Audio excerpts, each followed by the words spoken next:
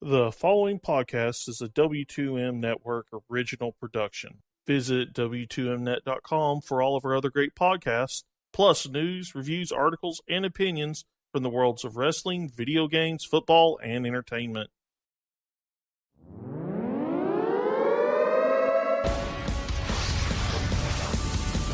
Wrestling to the Max Smackdown Review.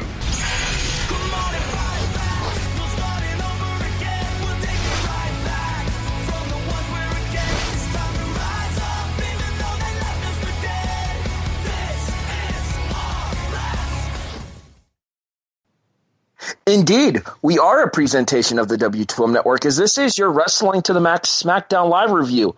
Hi, everybody. Remember me? I used to host this show a couple of weeks ago. My name is Harry Broadhurst. I want to thank Brandon Biskobing for filling in for me as the host last week. And this week, well, Brandon, we're going to go ahead and pour you a double. Now I switch roles. Yes, now it's my job to run down the show and your job to discuss it. That's kind of what we do here. As this is, as I said, the Wrestling to the Max SmackDown Live review, I'm Harry Broadhurst. He is Brandon Biskobing. Unfortunately, my traditional co-host, Miss Liz Puglisi, had some technical difficulties on her end, by which I mean her Wi-Fi wasn't working. Wi-Fi? That makes sense. Let's go with it. It's funny to me. And so Brandon has optimistically agreed to fill in. What was that? I'm going to assume that was our producer's phone that went off and you guys at home didn't hear it. I'm pretty sure that was him having some things go off on his own and then immediately muting his mic. It's okay. It happens. We still like you, Sean, most of the time, no matter what anybody else says. So what do you say we get into this episode of SmackDown here, Brandon? Let's do it. All right, before we do so, did you watch Clash of Champions? Yes, I did. What were your overall takeaways from the show before we get into SmackDown, since it was a SmackDown-specific pay-per-view? I mean, it was a pretty good show. Obviously, the biggest surprise and the biggest shock of the night was Dolph Ziggler winning the U.S. Championship, which we'll get into later on with this. And if what it seems like is happening, then it's just a giant middle finger to Baron Corbin again. But we'll get to that when we get to it. But beyond that, I mean, everything seemed to go pretty much as everyone expected it to. Nothing really too over the top. The one thing that I was surprised that we did not hear huge roars of, oh my God, they actually did it throughout the Smart community is that Daniel Bryan, while it wasn't a full bump, he did kind of take a bump with Kevin Owens pushing him into Shane McMahon. So I was surprised that there wasn't this huge of, oh my God, he's cleared, huzzah! But, you know. I popped for the huzzah. But beyond that, I mean, it was a good pay-per-view. I certainly liked it. But nothing, over the top amazing happened. You know what I kind of come to realize as we've been doing more and more of these shows here, and specifically after SmackDown exclusive pay-per-views? For some odd reason, the pay-per-views are adequate, whereas traditionally the episodes of SmackDown where they have the big shows are much better than their pay-per-views. I don't know if it's that they don't know how to extend to 3 hours without watering down the show, or if it's a case of the booking at the pay-per-views hurting the show. I actually thought Sunday night's pay-per-view was a little bit of a disappointment, in my opinion. The women's lumberjack match was garbage. The tag team match between Nakamura and Orton against Zayn and Owens was the Shane and Daniel Bryan show, which completely took away from the talent in the ring. Mahal. We knew that was going to happen going into it, so it's not like that was something that was surprising. No, and I don't disagree with that. But at the same time, still, when you have, because I did the review, I did the typed review, the typed preview for the W2M Net preview of the show, the written article on the show, and I actually said that it's 3 of the best on SmackDown, and when Orton's motivated, 4 of the best on SmackDown, and yet they put them in a situation where their talents weren't able to shine through because the storytelling overtook the talent in the match. But, I mean, that's going to happen in some matches. I mean, going back to basically any special guest referee match, you're going to have that where the storytelling is going to overtake the match quality. Scale of 1 to 10, what would you give the show? I'll give it a 7.5. There were some, it wasn't a bad pay-per-view. You got the whole, you got basically what you were expecting with the Shane and Daniel match, with the KO and Sammy versus Orton and Nakamura match. You got the nice surprise of Ziggler winning. That was a good, solid match, and you got that big surprise of Ziggler winning, which no one expected. And then beyond that, the rest of the matches, like you said, the lumberjack match was mediocre at best. But you kind of expected, with it being a lumberjack match, that they were gonna overshadow what was going on in the ring. So you didn't expect anything super crazy there. The AJ versus Jinder match was what you would have expected, and hopefully this is the end of it, and they move on to something else with AJ. And then beyond that, it was basically just every match with the exception of the triple threat for the U.S. title went the way you expected it to. All right, so we spent a lot of our time talking about, before we get into SmackDown here, just real quick, I forgot to give my score. I actually had it closer to about a 5.5, maybe 6. I thought that for a card that had a lot of potential on paper, it underdelivered, in my opinion. And we'll go ahead and get into more specific examples of that tonight on SmackDown as well, because I feel like there were a couple of things that bled over from Clash of Champions into SmackDown tonight that kind of caused SmackDown to underperform as well. So let's go ahead and get into the show. And you'll notice that we spent most of the time talking about Clash of Champions focusing on one specific match, that being KO and Sammy against Orton and Shinsuke. And sure enough, Daniel Bryan opens the show for SmackDown this week, and he comes out and he talks about the show that he has planned for us tonight before he's interrupted by Shane McMahon. Shane McMahon comes out, and then they discuss what happened in the tag team match there, and Shane openly admits the reasoning for his hesitation on his 3 count, which, while as a babyface you may kind of think that it's weird that he would do so, from a logical standpoint, it kind of makes sense that he would think about all of the times that Kevin and Sammy have screwed him, screwed his family, screwed the show that he's working for, and he wanted to stick it to them. In my opinion, well, it makes sense. It makes sense for on a babyface level that he would explain it. A heel would not explain themselves. Apologize. And the justification that he had for it actually kind of makes sense too, from a logistical standpoint, of the fact of Sammy and Kevin attacking his father, Sammy pulling Kevin out of the way of his elbow at Hell in a Cell, them screwing Team SmackDown during the course of the Survivor Series. So it all made sense there. But at the same time, Bryan was excellent in this promo, I thought, because he brought up the fact that Shane is going to turn into his father, or even scarier, and he didn't specifically say this, turn into his sister, because he mentioned something along the lines of the Authority there. Yeah, that whole thing with him mentioning Shane turning into Vince didn't make sense for me. It would have made more sense for him to say that he was turning into Stephanie because he specifically used Stephanie's own line of "it's best for business." Right. So are you saying I should have done what was best for business? Because I spent the better part of a year and a half fighting against what people thought was best for business.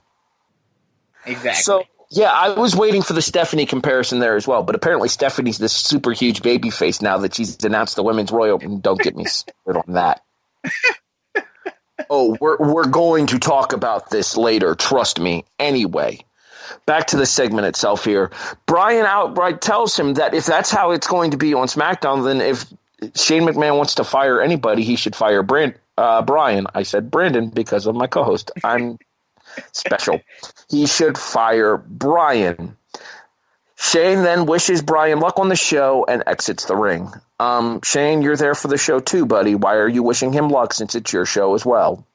Regardless, I guess that was basically him just saying, I'm not going to fire you, but it was basically him saying, I'm not going to fire you, but I'm not going to have any part in what you're going to do now.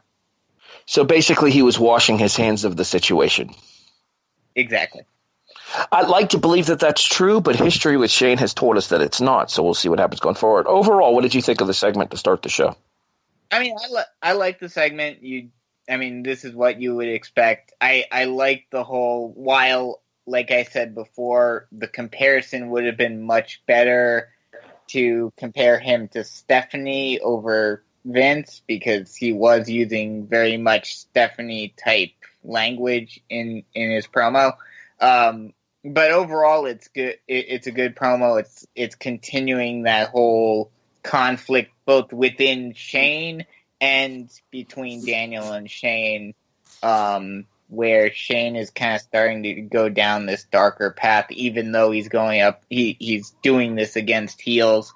So it'll be interesting to see how they go about it moving forward. Yeah, I don't feel like necessarily this was the start of a heel turn for either of them, but I feel like it's something that could eventually lead to a heel turn for one of them. I mean, I think if anything, we're gonna either get, because like the thing about this one is that, and it was kind of funny last week, talking about it, and I mentioned it on the review last week.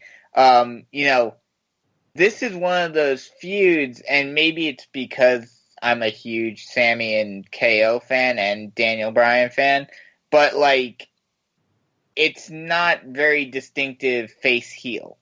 You can pick your side pretty much on this one, and I don't think anyone, maybe on a traditionalist level, because Bryan is siding with KO and Sammy more so, while not distinctively, he is definitely more balanced and fair than Shane is right now.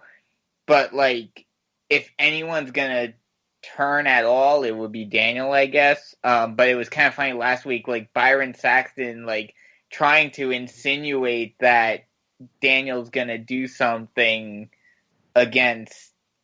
do something for Kevin and Sammy, when there was no indication of that to begin with, and it was kind of making Byron look like an idiot. In fairness, Byron does a good enough job of that on his own. Well, yes, but like, and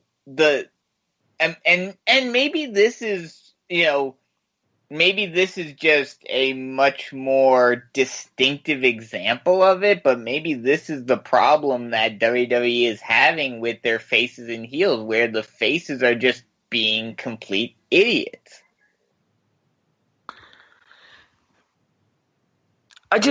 My issue with that, specifically Byron Saxton's comments last week on SmackDown Live, and even to an extent his comments at the pay-per-view as well, is that Corey called him out on his crap. Corey basically said the only reason, and he was kind of mocking Byron as he said it, is, I'm going to go with what Shane McMahon says because Shane's my boss.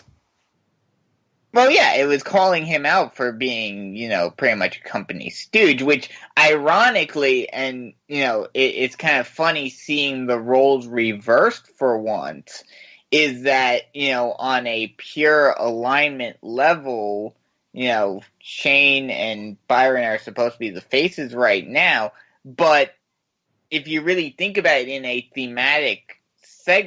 thematic way, most of the time the company guys are the heels as history has shown us time and time again in WWE especially.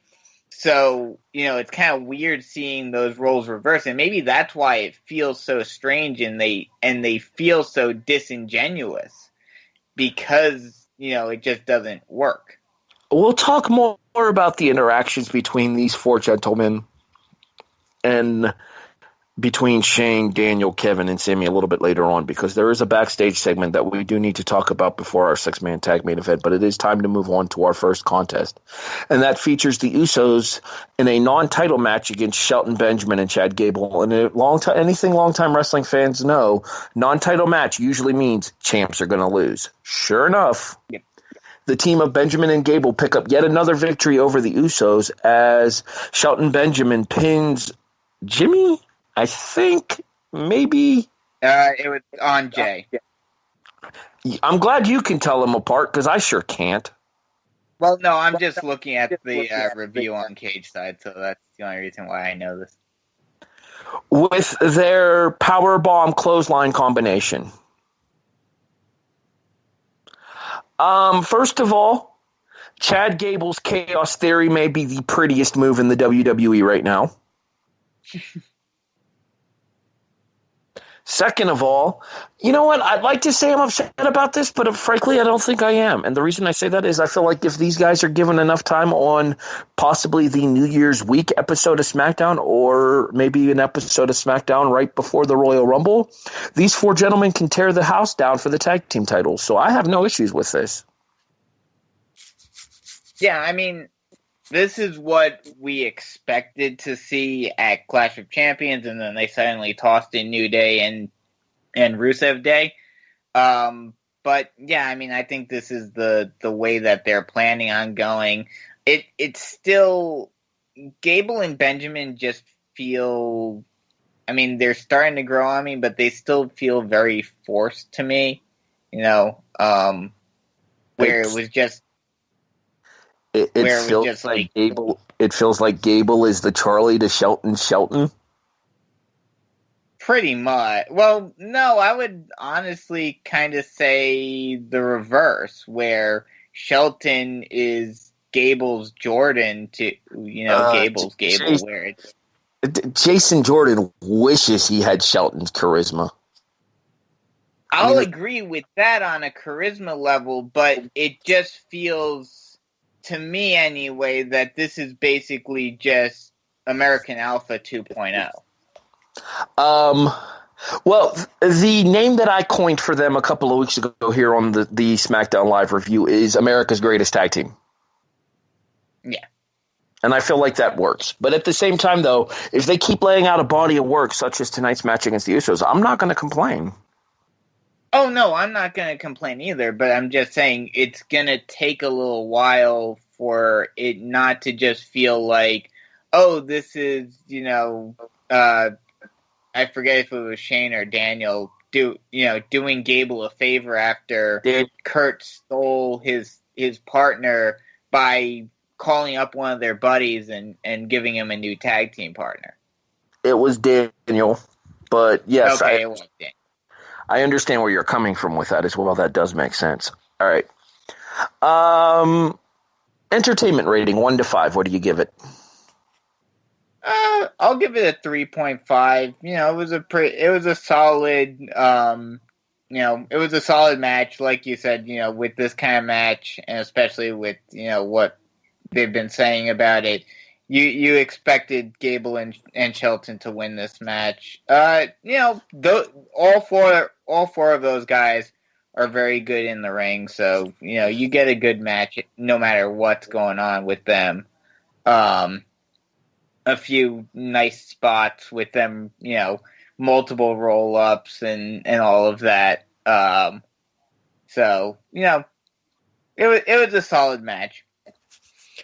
3.5 sounds about right to me as well. I mean, this isn't a star. Let's clarify for the record. This is not a star rating. This is an entertainment rating. Two completely different things.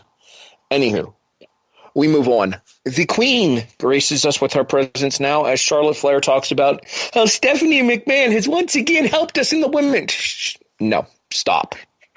Stephanie is a babyface when it's convenient for Stephanie and when she wants positive publicity. And when she's not there to cut someone's balls off. No. I mean, to be fair, while it's different, at least in WWE, nomenclature and the way they handle it, it's basically a completely different universe. But, they do the same thing with Triple H. Yes, in NXT, but at the same time, Triple H is established as the founding father of NXT. Stephanie is more or less a gigantic biatch on the main roster.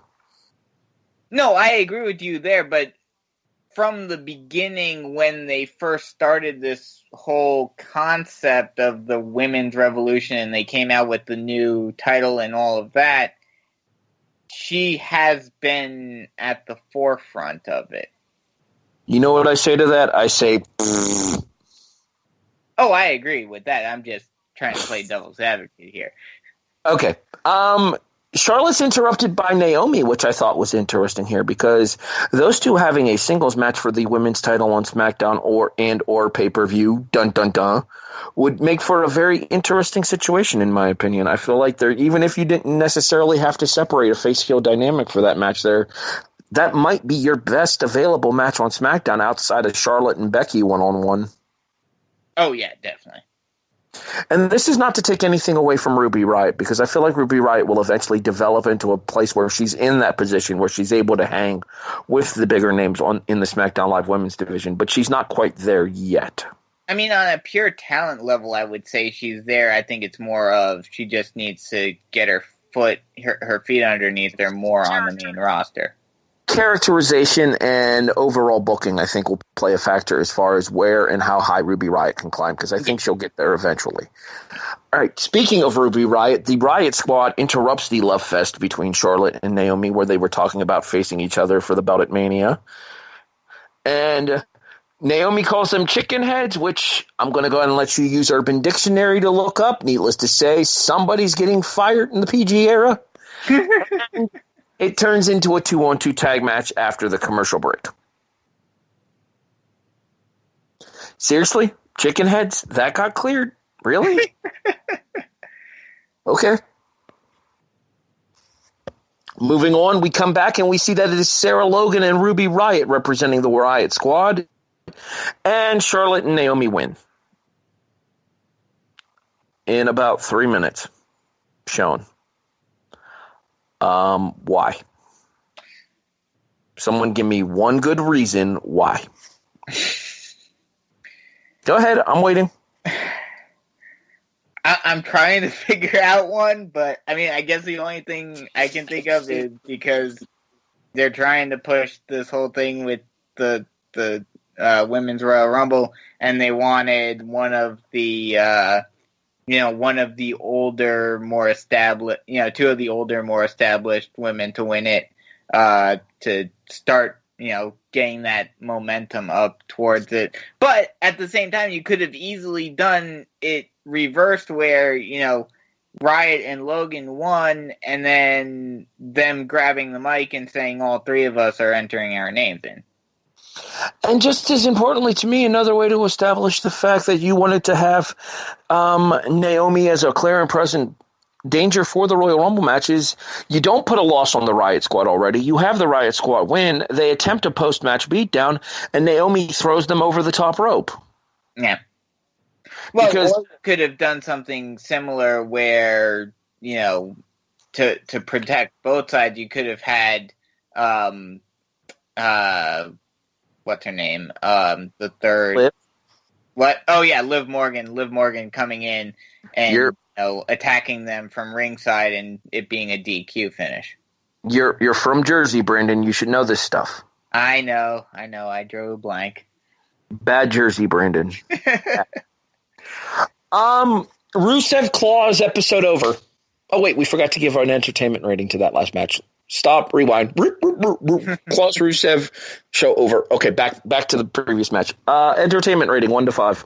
Or 0 to 5. What? Entertainment rating, scale of 0 to 5. I'll give it a 2.5. I'll be nice. That's way too high. I'm at about a 1. And specific. I'll admit I'm biased because I like Charlotte and Naomi over Sarah Logan, so I liked seeing them win. I agree that it doesn't make sense, but as being a mark here, I'll allow it. Yes, exactly. All right, back to like I said, I gave it a 1. It doesn't make any sense from the story that they were telling with the Riot Squad. It would make more sense, like you said, if Liv would have came in and caused a disqualification, and you could have just as easily had Naomi get her heat back after the match by pitching them over the top to the floor to give a preview of what's going to happen. Because so help me God, if this Women's Royal Rumble is through the ropes instead of strictly over the top rope, I'm boycotting the damn match. Oh, of course. Of course. All right, we move on. They've moved away from that in NXT when they've been doing Battle Royale. I agree, but at the same time, there are a couple of women on the main roster right now who I would not trust to take a bump over the top rope. Alicia Fox. Sorry, I'm going to have to get that cough checked out. It's been plaguing me for weeks. Okay, now back to where we were. Rusev Claws, show over. We're done here. Have a good night, everybody.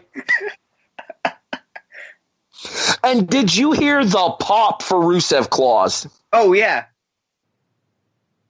Like, I get that New Day are supposed to be super duper over baby faces of the world on SmackDown. No. Right now, the most popular man on SmackDown's name is Rusev. Oh, yeah. Well, did you hear the pop that they were getting during the match at Clash of Champions? Absolutely. Yeah. I'm just saying, if they don't take advantage of this here, and I know there's probably some big grand scheme here, but you could just as easily have the Usos take the tag title, or Gable and Benjamin take the tag titles off of the Usos, have Aiden English and Rusev as babyfaces challenging Gable and Benjamin. Book it. I just have a feeling with how Rusev has been used in the past that this is not going to end well. Well, yeah. Unfortunately, history tells us that anything fun involving Rusev doesn't last for long. Yeah, no. Although I will say, the thought of 10 Lana's leaping does make me smile. All right. Also, Big E did kind of pop me with the "you done flapped the wrong jacks, sucker." Well, just seeing Big Elf was great. I feel like one of these days they're going to be sitting around watching a USA re-airing of the movie Elf. Like, I feel like this is going to happen, whether we want it to or not. Anyways, words get exchanged, matches get made. We'll talk about that more later. Dolph Ziggler's U.S. title celebration. Yeah, so much for that. We get the career highlights of Dolph Ziggler, and then we get Dolph Ziggler apparently losing his smile. Oh, wait, nope, that was a different blonde-haired guy. Hold on. I know there's a way to describe this. Give me a second. Now, losing his smile appears to basically accurately sum it up. My assumption is that Ziggler's contract is officially up, and this was one for the road. Your thoughts on that, if this is the case? If this is the case, I get that they were, I guess, trying to give him, a grand finale out. But again, you're destroying two of your, who should be two of your top guys moving forward, and just to have a sending off for Ziggler. I mean, if that is the case, they could have at least done something where, Corbin attacks him or something and then comes out and grabs his title back afterwards. Or you could have done something more with this where it's not just, a farewell to Ziggler and then, nothing. And now we've got the U.S. title up in the air. It doesn't make sense in the long term. Do you think this is the end for Dolph Ziggler, or do you think this is part of some bigger play down the road? I mean, I'm hoping that it's part of a bigger play down the road, but just with the way they were handling it, with them showing all of his highlights and all of this, I mean, granted, I haven't seen any rumors saying that that his contract was up or anything, and that, he was considering not re-signing again. But I wouldn't be surprised either way. Let's just put it that way.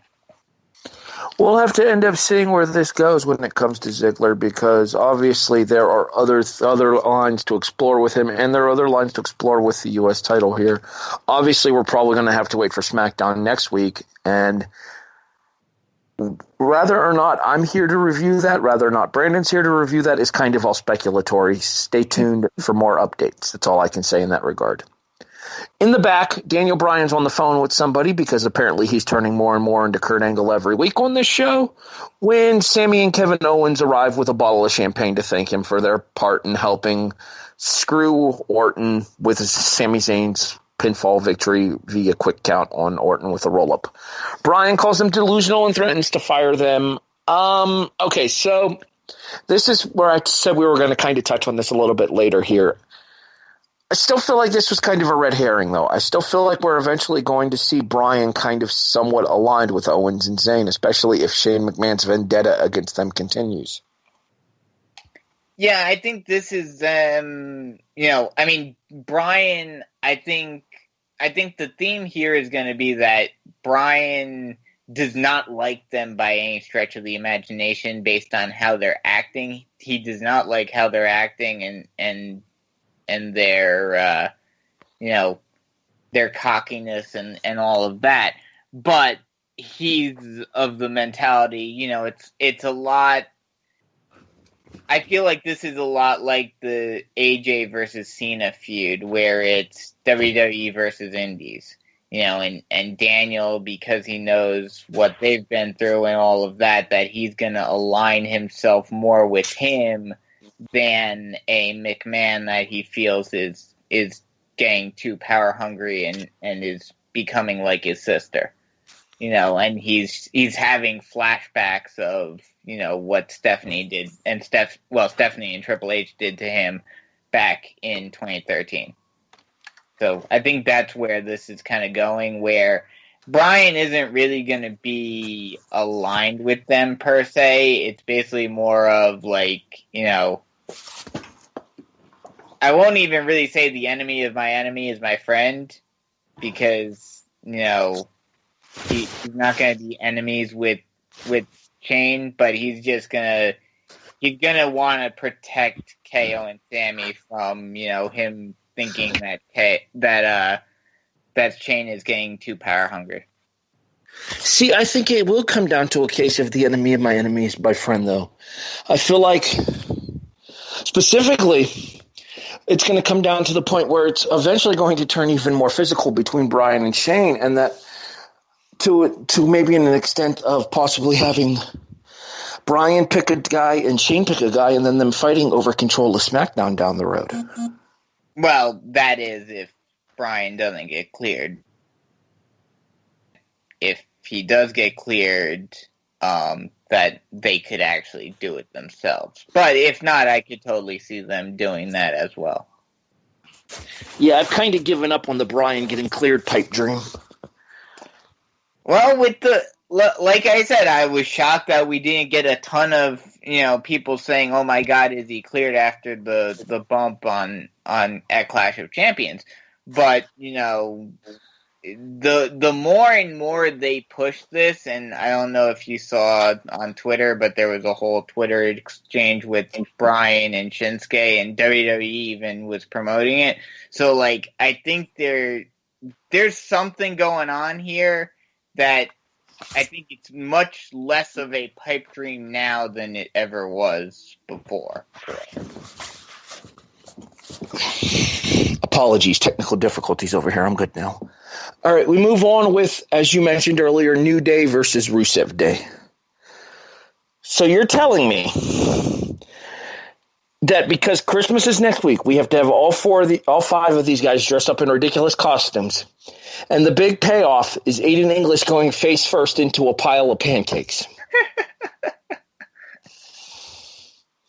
Well, if that doesn't scream lowest common denominator. I mean, this is, since I guess they didn't want, because basically once a holiday ends, they just completely forget about it in WWE. They didn't want to do any Christmas-based stuff on the SmackDown after Christmas. So this was basically SmackDown's Christmas episode, and this was the Christmas match, pretty much.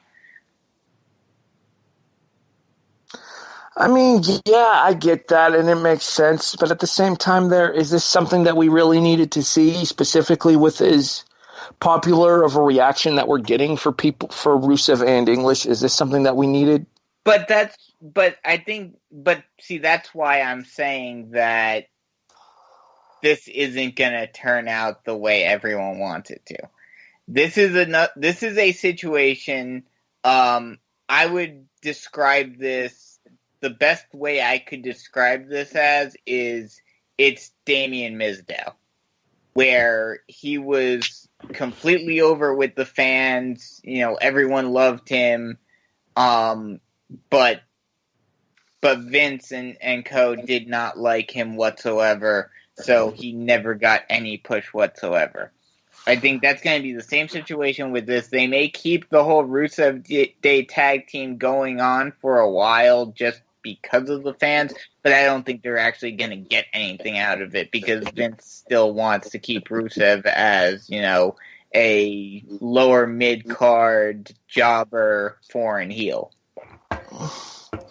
Yeah, it's sad that it's such the case of the antiquated foreign heel in the WWE when there's so clearly a big portion of their audience that wants to cheer for the guy. Oh, I agree with that, but I'm just telling you how it's going to go. All right. Match entertainment value, scale of 0 to 5. I know you didn't like it, but I like the corny stuff at times. I'll give it a 3. It was decent. It wasn't great. It was your prototypical Halloween edition. It wasn't a gimmick match, but they did some gimmicky stuff on it, and it was fun. I don't want to sound like that Christmas Grinch, the old fuddy-duddy here. Maybe it's because my hopes and my expectations for Rusev and English as a tag team are so much higher than this. You need to lower those expectations, dude.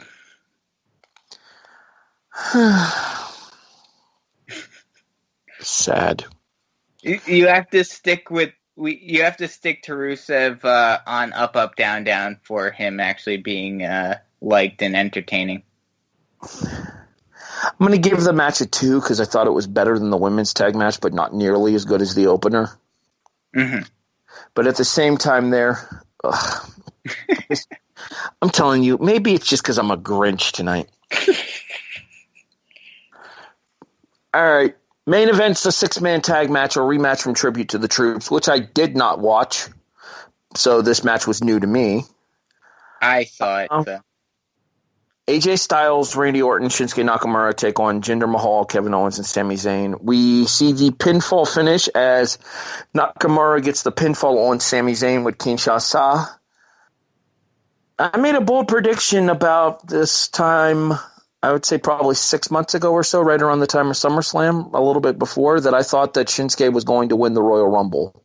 This does nothing to change that opinion. I still think Shinsuke is going to win the Rumble, and we're going to get Styles and Nakamura at WrestleMania. I think that's pretty much a foregone conclusion at this point because, everyone knows that we're going to get Brock Reigns at Mania for the Universal title, but unless Vince is completely out of his mind, there is no way that they're going to have Reigns win the Rumble again.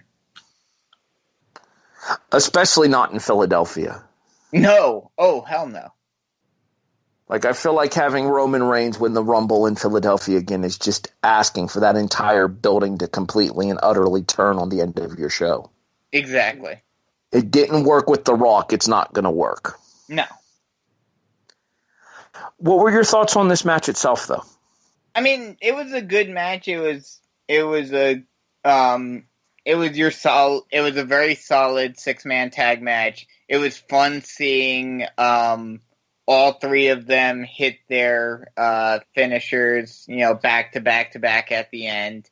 It was kind of and you had the Singh brothers try to run interference, and Kyoto tosses them, and then they try to come back in, but Orton hits them with the DDT, and then you get the triple finisher, which was fun. So it was a solid match, like you said about the Clash of Champions match. This time you didn't have the distraction of AJ, or not AJ, of Shane and Daniel in the ring. So you had five of your top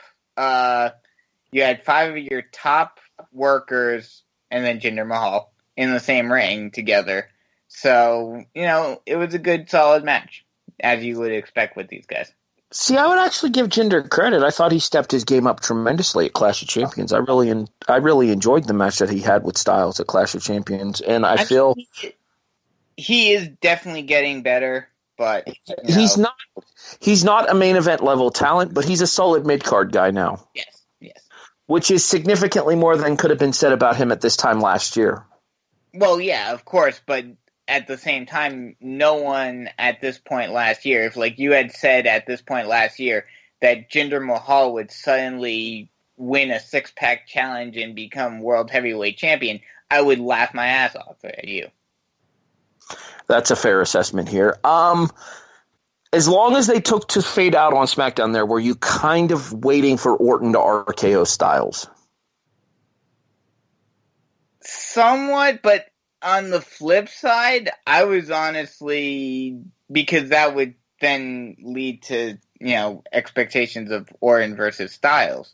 I was honestly expecting maybe some sort of stare down, or at least something between Styles and Nakamura. Maybe it's a little premature because, they're probably saving that for Mania. But it's gonna be very interesting to see who Styles' challenger is gonna be, because Orton, I feel like he should be out of the title picture for a while. You've got Sammy and KO with their whole stuff with Shane still. And then Jinder, I think, should be out of it completely for a while. What I'd like to see, although they're probably putting him back into the U.S. title picture, is I wouldn't mind seeing Corbin move up and get a title shot. I don't think Corbin's there yet, but I think he'll get there next year. I think by the end of 2018, Baron Corbin will be a WWE Smackdown Heavyweight Champion. Scale of 0 to 5 entertainment rating for this match. I'll give it a 4. Had some good moments. Obviously, like I said, some of the best workers in the company. So you had some very good moves throughout the match, and then a fun segment or a fun sequence at the end, both with the Singh brothers and then, the triple finisher. So it was an entertaining match. Yeah, I think that this salvaged this from being a very forgettable episode of SmackDown. I feel like this was a match here. I mean, don't get me wrong. Usos versus Gable and Benjamin was fun, but not anything you're going to remember come next Tuesday. Exactly. This match right here is the match that you'll remember come next Tuesday because of the fact that we had the finish that we had with Nakamura standing tall in a match where AJ was involved as it begins the build towards the Royal Rumble on January 28th. So I'm going to agree with you, actually. I'm going to give this match a 4 as well. And that'll officially wrap up our discussion for SmackDown here. Why don't we go ahead and slap a final rating on this bad boy here? Scale of 1 to 10. I'll give it a 6.5. You know, had some decent moments. You know, the main event was good. You know, while it wasn't the greatest technical match in the world, the New Day versus Rusev Day was fun and funny. You know, it's what you expect for a Christmas type episode. And then overall, you know, the opening segment was entertaining and was interesting moving forward. The only really, you know, the women's match was a head scratcher. The only really like downside, but hopefully, unless he is indeed gone, and then who knows what will happen. The only really head scratcher moment was the whole Dolph Ziggler thing, but you know, we'll see. We'll see what happens there, you know, over the next couple of days, and if we don't get any news on him throughout the week, we'll have to wait until next week to find out what's going on with that. Yeah, I'm a little bit lower than you, but I think a lot of that has to do with the fact that I disliked the New Day versus Rusev Day match significantly more than you did. So I'm around a 6. The main event was fantastic. As I said, I really enjoyed the main event. The opening tag team match was very good. I enjoyed the Dolph Ziggler career retrospective. I'm not sure where the U.S. title goes from here. If Ziggler comes back,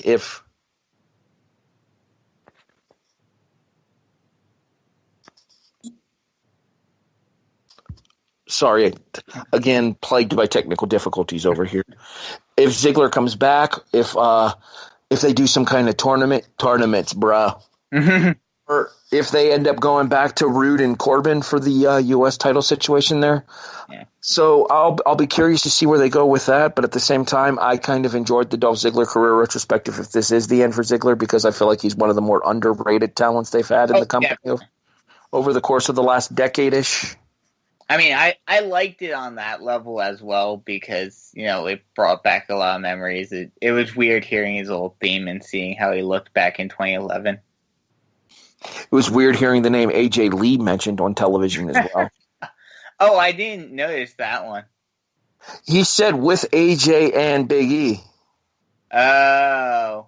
And then they actually said Alberto Del Rio's name too, and I was like, what?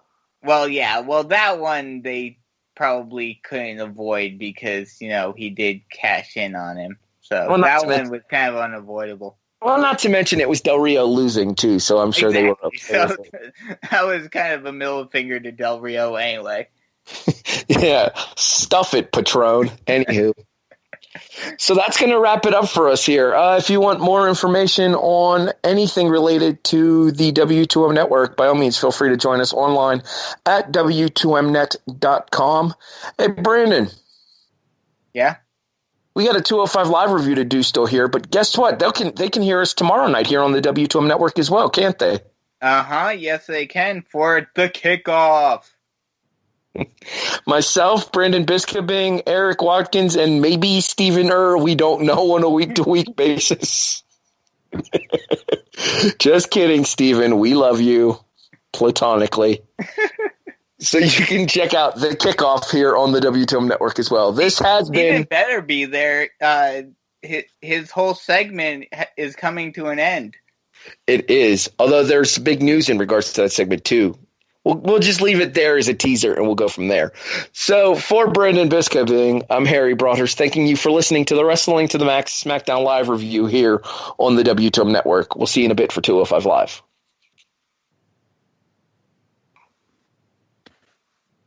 The following podcast is a W2M Network original production. Visit W2Mnet.com for all of our other great podcasts, plus news, reviews, articles, and opinions from the worlds of wrestling, video games, football, and entertainment.